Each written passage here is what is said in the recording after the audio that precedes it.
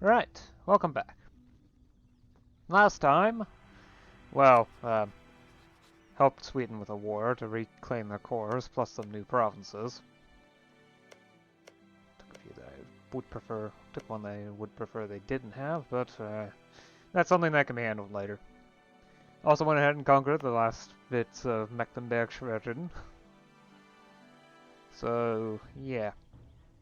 That's another neighbor gone. There's Pomerania and Brandenburg. So, yeah.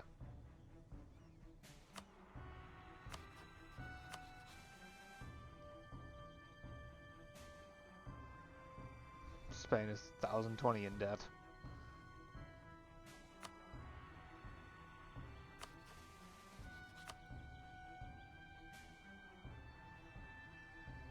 There might come a time where I'm actually capable of fighting off Bohemia, but that's not now. I guess I'll sit and wait patiently for a while.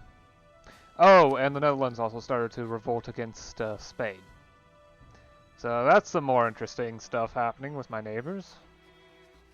Of course, they're all Catholic, which is, you know, even better. Yeah. Oh, we did also manage to embrace casual literacy, and now scientific methods is quickly starting to spread. In fact, it should arrive before 1600. So the only real problem should be global trade, which so far no one has started to obtain. Which means at the very least that everyone's having the same troubles. So when someone actually gets it and it doesn't spread to me is when I start to get really worried. The extra merchant would also be nice to have, but there's nothing I can do about that.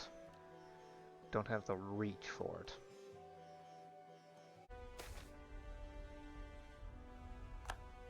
The aristocrats are back in the dominant position. Doesn't sound like a good sign to me. Unrespect, apparently. What is it this time? Let me guess, the poll tax. Of course it is! It's always the frickin' poll tax. Quit doing the poll tax. It's a terrible idea, and it should never be done. Well, at least not in the provinces that are actually important. Right, yeah. Okay, just something quick before I sign off. What was it? Okay, influential spiritualist expires the 7th. There we go, okay. Let's check the faction system. The influence of the aristocrats are still pretty low.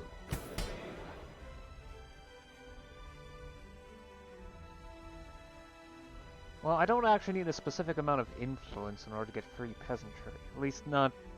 I don't need to have gentry influence below a certain amount, unlike with the previous stages. The free peasantry actually isn't that hard. I just need to get 65 or more executive influence, so an average of 444, with the actual end result. Problem is we've got 434. 65 executive authority is a lot. But going all the way straight to free peasantry would be excellent. It means that the peasant freedom will constantly go up, so it does mean I will lose the tenancy interaction as a consistent means of generating more loyalty. But it only gets +5 loyalty, so providing them with influence is honestly usually the better idea. But yeah, let's just go ahead and do that. I think next year I'll go ahead and go for free peasantry, if I can. That's the key point, if I can. This ruler is... there's a chance of him dying.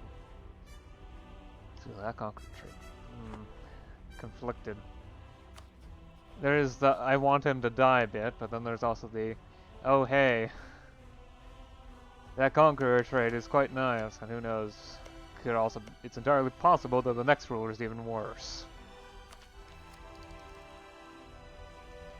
Scientific methods is also spreading rapidly. Though it won't go to any more it won't go any more provinces before 1600. It's just too slow for that. There's 2 provinces that will get it before 1610. I'll have a decent amount of dev. think Hamburg and Dithmarschen might be enough. It depends. I mean, the cost increase is 10%, so it's saving 40 admin and mill points if I were to do that. Is my balance negative? Ooh, it's been a while since that occurred. Let me guess, it's the military. It always ends up being the military. Yeah, manpower expenses are really high. This is also really high, and fleet maintenance has also gotten higher since I've started. In preparation for potential future wars, I've expanded my transport fleet to 10 ships. So I might start going for the Commonwealth's holdings in the Empire. Not talking, I mean, Coburg and pirates, specifically pirates, would be of definite interest because it's pretty important insofar as, well, missions are concerned. The Unite Pomerania requires it. As well as either being Pomerania or having it non-exist in the first place. Yeah, so I'm gonna have to get rid of Pomerania one way or another. And this will take plenty of time. However, most of the unrest issues are gone, so long as the whole poll tax thing doesn't become an actual problem. Why oh why do you do poll tax?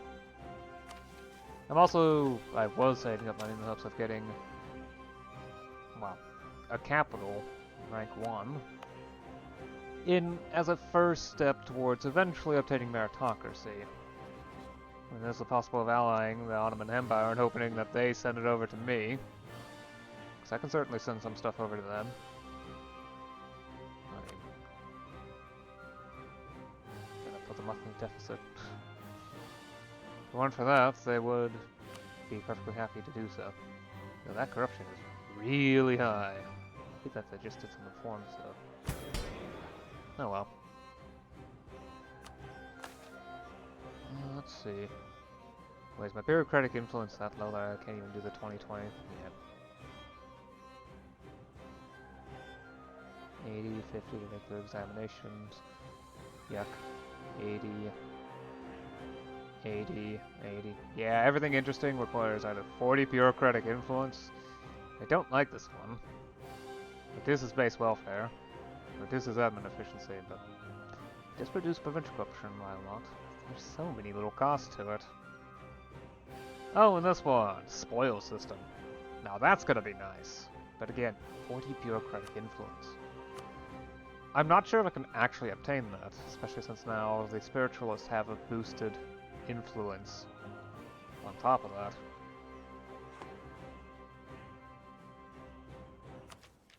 Someone just grabbed tech level 41.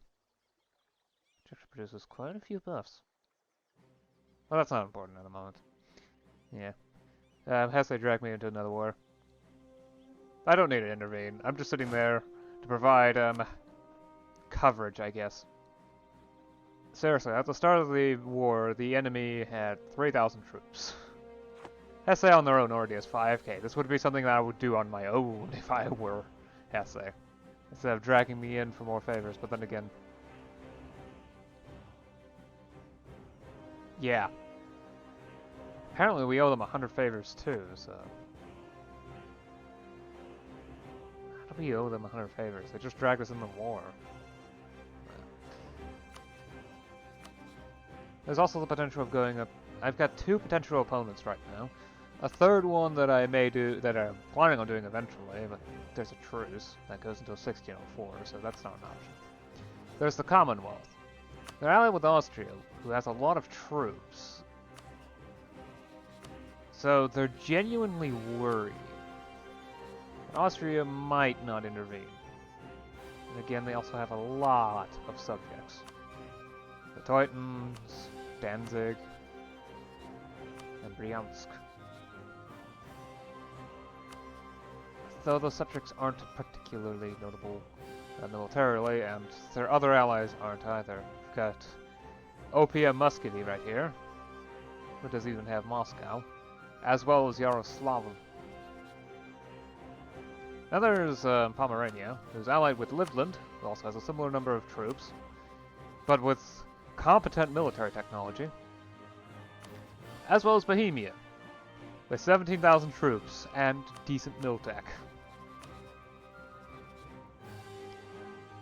Oh, and they're allied with Sweden, so yeah, Sweden might not actually be willing to intervene.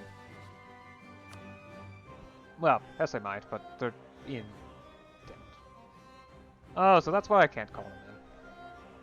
I'm also fighting another war.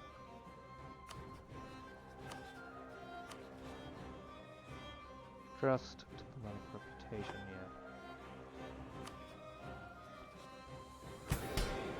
However, recruitment should start to slow down, so yeah, there really isn't that much of an issue. I should accept Wendish culture at some point, it's just that I'd rather wait until the whole reform timer expired, because I forgot to do that. Last time I reformed the major reform, you know, the whole dispassionate peasantry. Yeah. But the higher peasant freedom means that the nobles will get less taxes from the, well, yeah. Let's put it this way, extort less money from the peasants. Which slows down their income growth and therefore the growth in power from wealth. Of course, I wish there were ways to reduce that further, but there aren't. Not really. Autonomy is relatively consistent, though it's increasing, likely because the aristocrats are less willing to like me, and the clergy are extremely unpleased with my recent actions. Let's put it that way.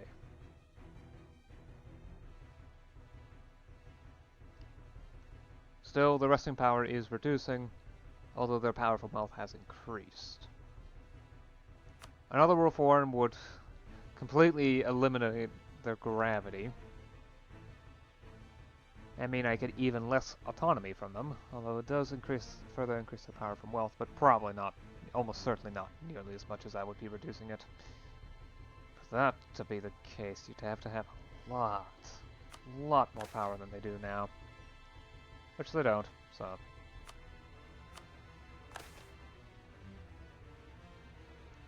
I've also been bouncing around on stability between 1 and 2.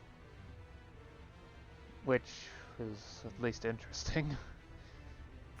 I've also maxed out my centralization, which is nice. It does mean that my autonomy will no longer passively decrease, or the resting point will no longer passively decrease because of it, so I'm going to have to be careful with, well, not corruption per se, but with my Republican tradition and the, well, the loyalty of the elites.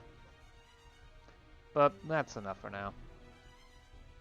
I'll see you again next time. Until then.